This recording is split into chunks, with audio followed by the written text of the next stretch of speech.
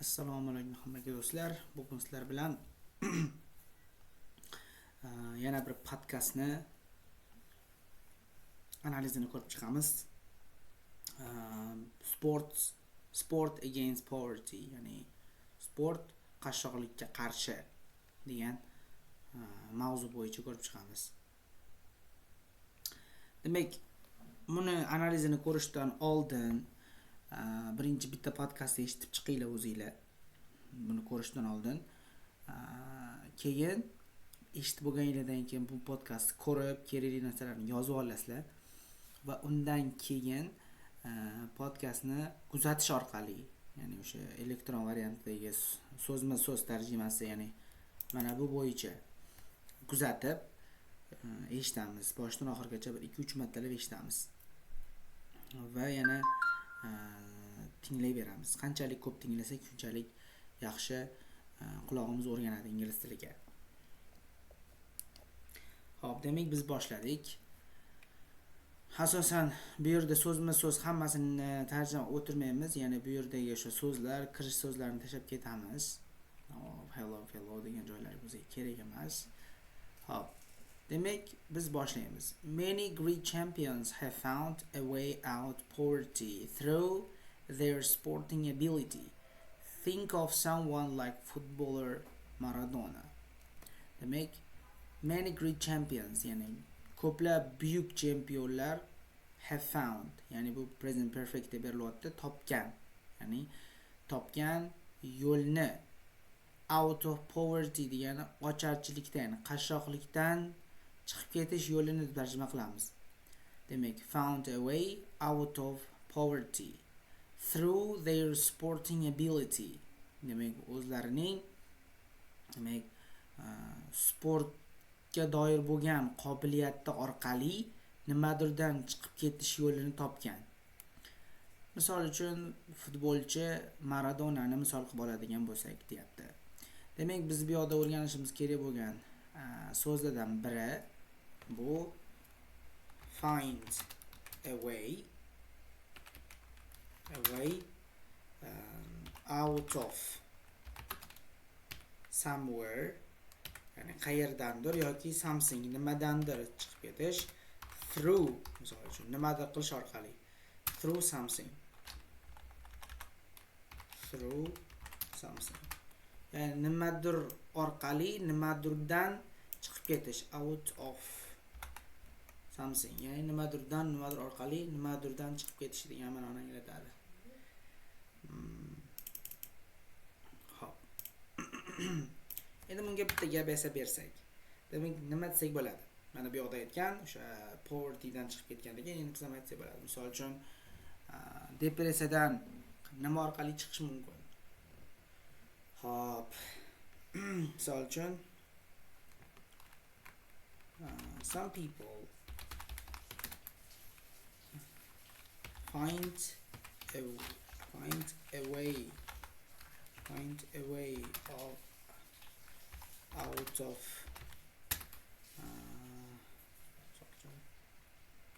depression through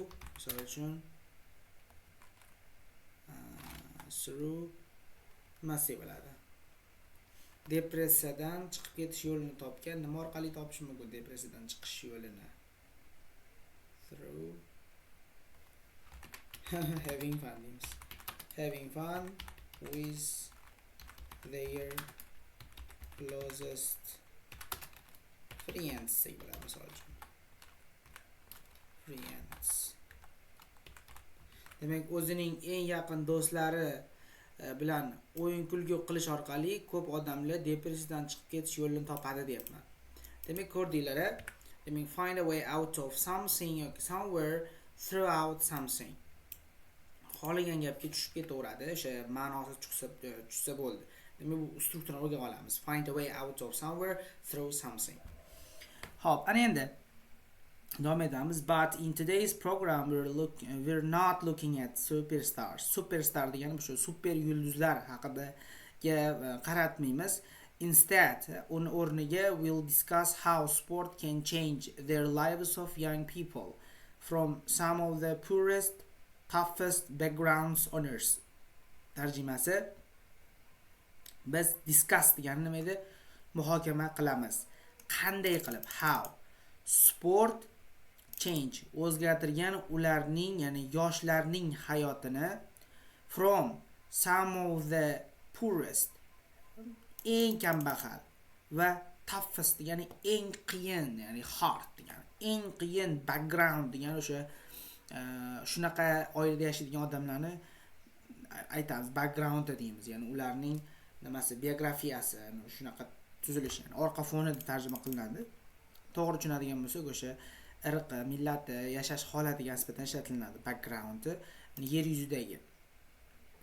Hop, bu yoqdagi menimcha hamma so'zlar sizlarga tanish, o'sha discuss how yoki shunga o'xshagan so'zlarni o'zingizlar uchun belgilab olsanglar bo'ladi agar bu yoqda muhim narsa yo'q o'rgatadigan.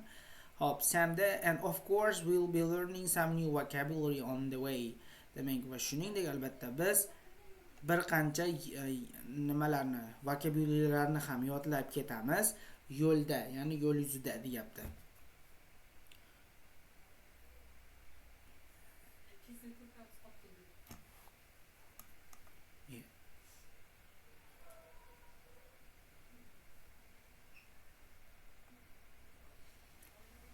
Hop, ozgina muammo bo'ldi, ular dars yozayotgan bilmishmadi, chalg'itish bordi, uzr. Mayli. Hop, and of course we'll be learning some new vocabulary on the way. Hop. Demak, many projects around the world use sports to change children's lives, improving mental health, challenging stereotypes, and giving hope. Among them is the Ebon Club in Brixton, which uses sport to help young people in London's most disadvantaged communities. Disadvantaged communities degani boyagi so'z, ya'ni shuni teng qilib qo'ysak bo'ladi, ya'ni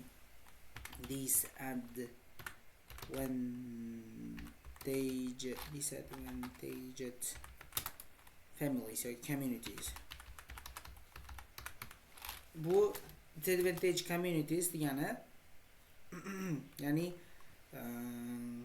kam ta'minlangan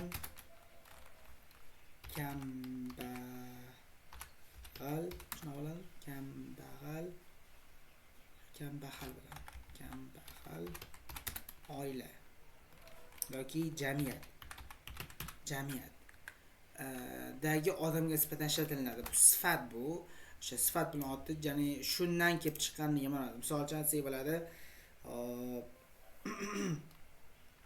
bitta gap tuzamiz. Hop, misol uchun some young people from these advantaged communities, ya'ni bu tarjimasi o'sha kambag'al oiladan chiqqan ko'p bir qancha yoshlar, ya'ni yoshlar try hard to find, tepada ham birlashtiramiz, to find a way out of this condition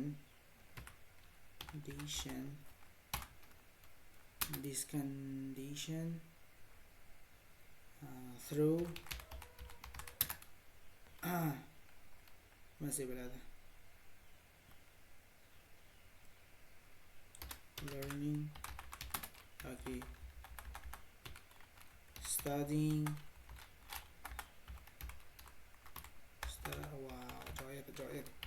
studying hard.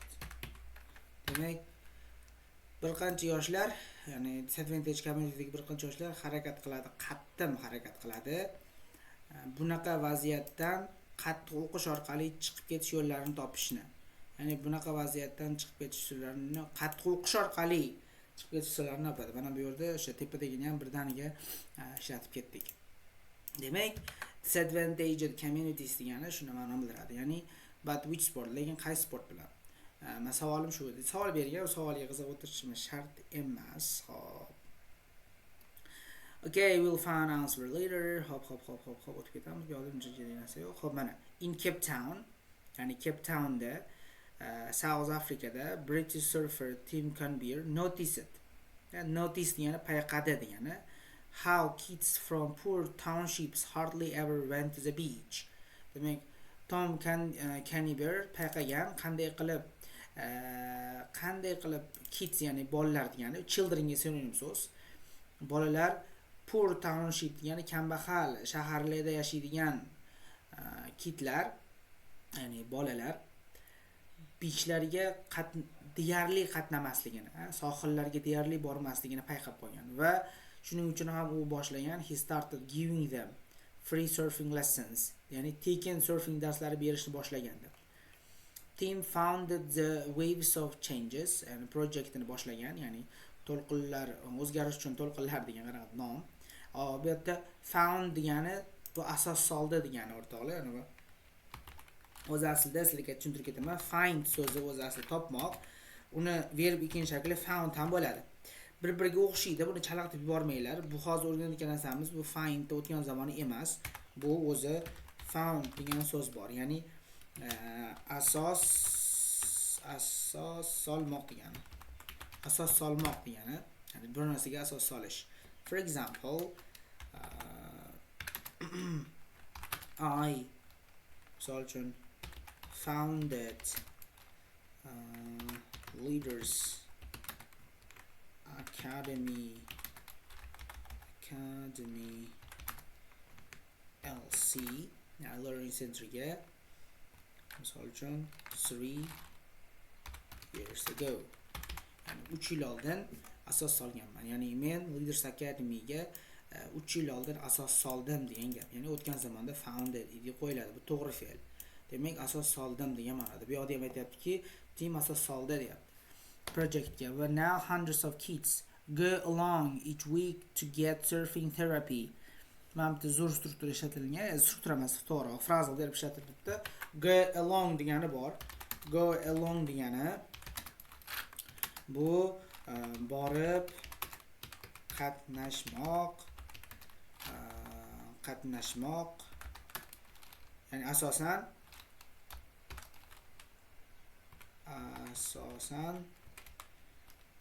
sport turlari bilan keladi. Sport faoliyatlari. Sport faoliyatlariga borib qatnashsa, misol uchun go along bo'ladi. Hop, aytayaptiki, ko'p yuzdan ortiq bolalar har hafta surfing terapiyini olish uchun u yoqqa boradi, ya'ni borib qatnashadi. Borish qatnashmoq, borib qatnashadi degan ma'noda. Not only is surfing giving them a buzz, it is helping to improve their life chances. Hop, bu yoqdagi so'z birinchi strukturani aytib ketaman. Hop, strukturani qaranglar, mohiyatini. Not only bilan ishlatilgan struktura o'zi but also degani ham bor. But also bilan ham keladi bu. Mana shu ikkita struktura tarjimasi nafaqat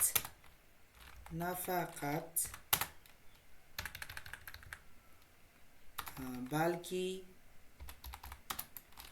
shuningdek degan struktura o'z aslida, ya'ni nafaqat balki shuningdek degan struktura o'z asli kelib chiqishi. Buni qanday qilib ishlatamiz? Mana bunday qilib. Not only surfing giving them a buzz, ya'ni give somebody a buzz degan so'z. O'z aslida agar sizlar informal qilib ishlatmoqchi bo'lsanglar, buni strukturasi, tarjimasi kimnidir yoki kimgadir nima bermoq. Pleasure deydi, pleasure nima edi? Excitement beradi. Hayajon, quvonch bermoq degani. Demak, kimgadir hayajon, quvonch bermoq. Ya'ni nimadir kimgadir hayajon va quvonch beradi. Buzz degan so'z. Shundan kelib chiqqan. Buning tarjimasi nafaqat surfing ularga quvonch va hayajon beradi, lekin shuningdek ularga life chances, ya'ni hayotdagi imkoniyatlarini improve qilishga, ya'ni o'stirishga yordam beradi, ya'ni improve qilishiga yordam beradi deyapti. Bunday qilsam bo'ladi, improve their life changes. Hayotini improve qilishga yordam beradi deyapti deydi. Xo'p, endi hozir shu yergacha bitta podkastni eshitib olamiz. Undan keyin yana davom etib ketishimiz mumkin. Ya'ni podkastni ham eshitib olamiz hozir. Qanday qilib talaffuz qilyapti, e'tibor berib ketamiz. Xo'p, bunday qilib. Nima bo'ladi?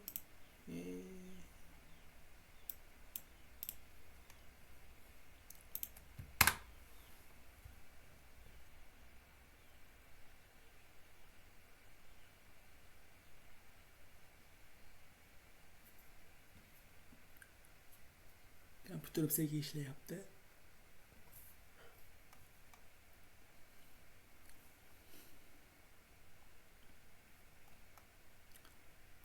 Hop. Qayerlarda qolib ketding sen dedi.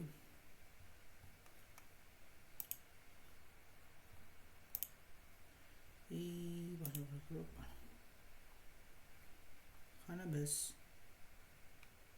intermediate ekan. Hop. Demak, boyaga varaq ochib olamiz. Hop. Bunday qo'yib olamiz buni. Shuncha fayl ochib tashlabman o'zi. Mana. Endi eshitamiz.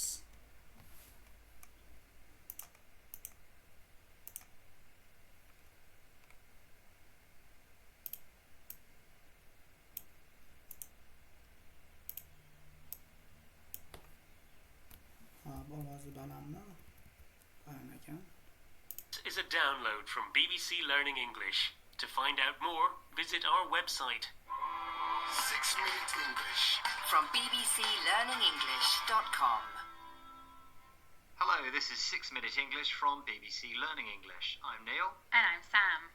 We all know that sport is great for our health, and if you're talented, it can make you rich. Many great champions have found a way out of poverty through their sporting ability.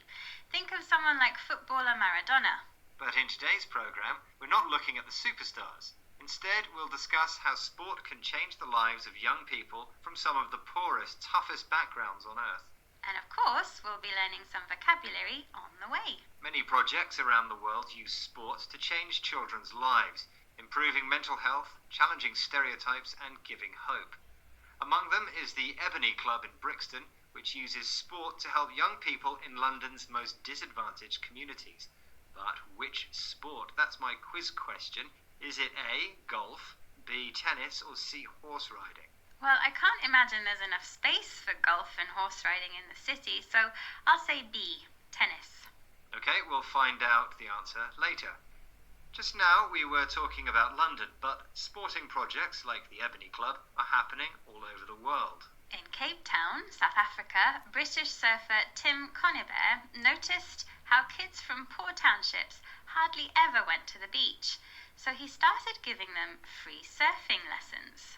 Tim founded the Waves for Changes project, and now hundreds of kids go along each week to get surfing therapy.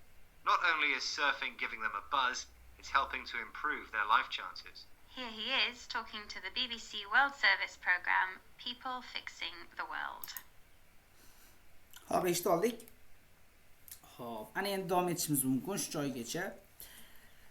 Hop, endi surfing also is a quite difficult, so you're learning a very challenging skills which takes a lot of confidence. Takes a lot of confidence degani juda ham ko'p nima qiladigan. O'ziga ishonch talab qiladigan degan. Hop, aytamiz misol uchun take a lot of confidence. Confidence. Demak juda ham ko'p confidence talab qiladigan narsa. A lot of sanalmaydigan confidence sanalmaydigan chunki a lot ofdan keyin s qo'yilmayapti. Confidences deb bo'lmaydi. Demak u xato hisoblanadi. Shuning uchun biz demak a lot of confidence deb qo'yamiz. A lot of confidence. Juda ham ko'p qo'yamiz. Ko'p ishonch, ya'ni nima deydi? O'ziga bo'lgan o'ziga bo'lgan ishonch talab qiladi deganda talab qiladi. Misol uchun nimadir qilish juda ham ko'p o'ziga bo'lgan ishonch talab qiladi. Misol uchun speaking in front of public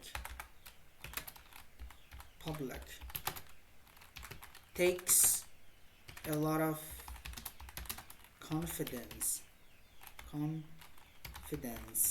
Ya'ni jamoatchilik oldida gapirish juda ham ko'p o'ziga ishonch talab qiladi. Ya'ni juda ham ko'p confidence so'raydi sendan degani. Very small success we children have when they go into the water elicit a really big emotional response. Demak, tarjima qiladigan bo'lsak, boshdan tarjima qilamiz. Surfing shuningdek juda ham qiyin hisoblanadi. Chunki sen juda ham ko'p qiyin challenging skilllar, ya'ni murakkab mahoratlarni o'rganasan, qaysiki juda ham ko'p confidence talab qiladigan, o'ziga ishonch talab qiladigan. Very small successes, ya'ni juda ham kichkina muvaffaqiyatlar, qaysiki bolalar egallagan, mana bolalar egallaydigan juda ham kichkina muvaffaqiyatlar, qachonki ular suvda bo'lganda elicit degani anavi imkonini beradi, ya'ni olish imkonini beradi, ya'ni juda ham katta emotsionalniy javob. Meva deganda ma'noda kelyapti, o'sha juda ham katta emotsionalniy hamda hissiyotni bag'ishlaydi deyapti. Elicit degani bag'ishlash. Ya'ni shunaqa qiyinlik uchun kichkina muvaffaqiyatga erishsa ham odam juda ham xursand bo'lib ketadi demoqchi. If you come from a background of trauma quite often, ya'ni agar sen came from degandan kelmog'i o'sha traumali juda ham tez traumaga uchraydigan backgrounddan kelgan bo'lsang, you will have a negative self image. Sanda aniq negative self image bo'ladi. Ya'ni self image degani bu o'zini o'zi ko'ra bilish, ya'ni o'zini o'zi bilish, ya'ni o'zini qanaqa deb bilishi. Sanda negative self image bo'lgan bo'ladi. Va being able to try something new, ya'ni biron bir yangi narsaga erishishga bo'lgan harakat yoki biron bir achieve something new, yangi narsaga erishish yoki be recognized, ya'ni tanilish, ya'ni murabbiying tarafidan yoki mentor degani bu o'sha ustozga o'xshagan murabbiy ham o'sha mentor tarafidan yoki murabbiy tomonidan tanilish degan narsalar is very good, juda ham yaxshi bo'lishi mumkin, ya'ni juda ham zo'r bo'ladi sening confidenceingga, shuningdek deyapti. Oxirida as well desa shuningdek. Demak, e'tibor berib turinglar.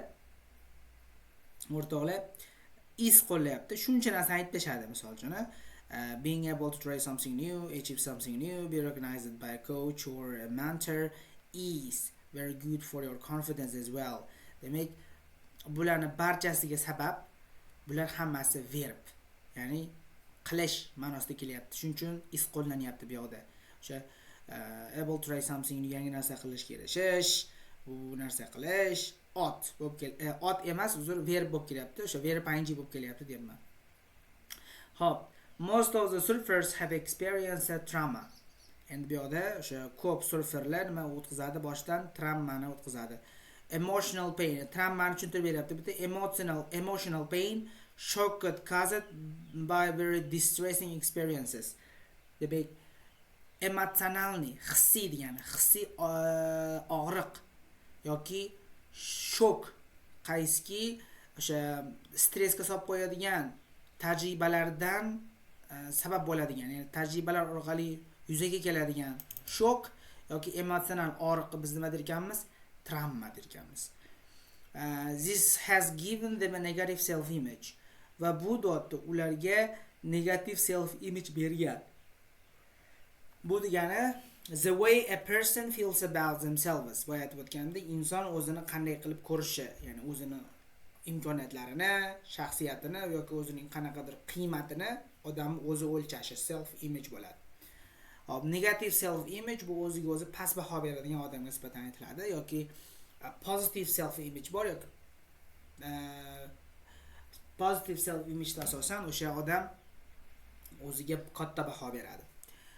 Surfing helps kids improve their self-image because it's challenging, difficult in a way that tests your ability and determination. Surfing kitlarga yordam berar ekan, ya'ni bolalarga improve qilishiga, yaxshilashiga, o'zlarining self-image'ini yaxshilashiga.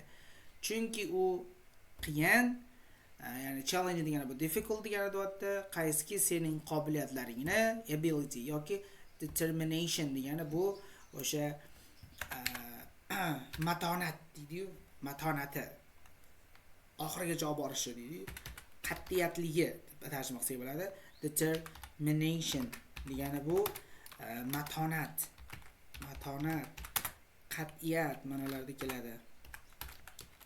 Qat'iyat bilan qat'iyat короче. Demak, matonat, qat'iyat degan ma'noda keladi determination so'zi. So challenging in fact, the children have a mentor. Qiyin bo'lganligi sababli albatta bolalarda childrenlarda have mentor. Mentor degani mana ustoz tarjima qildik, o'sha ishonilgan maslahatchi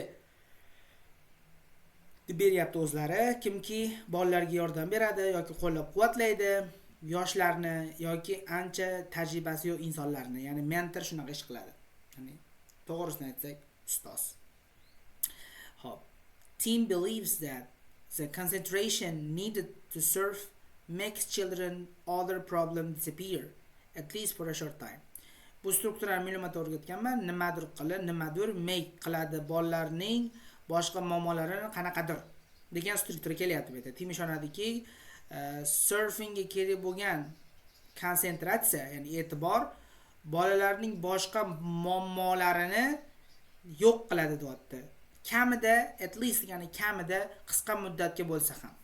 Demak, shunaqangi qiyinligidan bolalar boshqa tashvish unutib faqat shunga bog'lanib qoladi deyapti. And the results so far have been optimistic. Va natijalar shu paytgacha, so far degani shu paytgacha nima? Optimistic. Ya'ni yaxshi natija beryapti. With a significant reduction in violent behavior reported among Cape Town's young surfers. Demak, bu yoqda sizlarga yozadigan narsamiz bor. A significant reduction in something degani. A significant reduction in something degani. Ya'ni nimadirda katta qisqarish degan struktura. Bu asosan tarjima qiladigan bo'lsak, hozir aytganimdek, nimadirda katta qisqarish bo'lishi tarjima qilinadi. Buni qanaqa gapirsamiz endi? Misol uchun, juda ham katta qisqarish, misol uchun nimadadir kuzatilindi. Aytsak bo'ladi. Shu strukturani yozib qo'yasizki, significant reduction was yoki in bilan is bilan kelishi mumkin. O'tgan zamonda bo'lsa agar bu in something is observed degan struktura. Ya'ni nimadirda qanaqadir significant reduction kuzatilindi. Nimadirda katta qisqarish kuzatilindi deb tarjima qilinadi. Kuzatilindi yoki kuzatilindi deb tarjima qilsak bo'ladi. Kuzatilindi yoki kuzatilinadi. Xo'p, misol uchun a significant reduction is observed in car use in the big cities. Ya'ni katta shaharlarda mashinadan foydalanishda katta qisqarish kuzatilindi desak bo'ladi. Misol uchun endi olib qaraydigan bo'lsak, ya'ni nimadirda katta qisqarish, ya'ni o'shani soni, miqdori qisqarsa aytasizlar. Bu yoqda aytibdi. Violent behavior in xunrez, ya'ni o'sha biz aytamiz-ku, varvarskiy deymiz, varvarlik, ya'ni buzg'unchilik behavior, ya'ni xulq-atvoridagi katta qisqarish kuzatilgani aytilgan. Ya'ni Cape Town yosh surferlari o'rtasida ma'lumot berilishicha violent behaviorlar yo'qolgan deyapti. Demak, bir-biri bilan urushmay qo'yishgan. Surfing is quite well known in South Africa. Yani surfing bu South Africa'da juda ham mashhur, well known bilasizlar. But what happens when you take a completely unknown sport into one of the least developed countries in on earth? Yer yuzidagi eng kam rivojlangan, the least, ya'ni eng kam rivojlangan mamlakatlardan biriga notanish bir sport turini olib kirib qo'yish agar bo'lsa, olib kirib qo'ysak, nima sodir bo'ladi deb savol beryapti.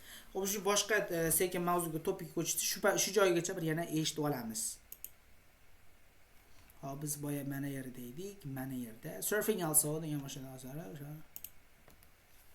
Surfing also is quite difficult, so you're learning a very challenging skill which takes a lot of confidence. So these very small successes that children have when they go into the water elicit a really big emotional response. So if you come from a background of trauma, quite often you'll have a negative self-image. And being able to try something new, achieve something new, be recognized by a coach or a mentor is very, very good for your confidence as well.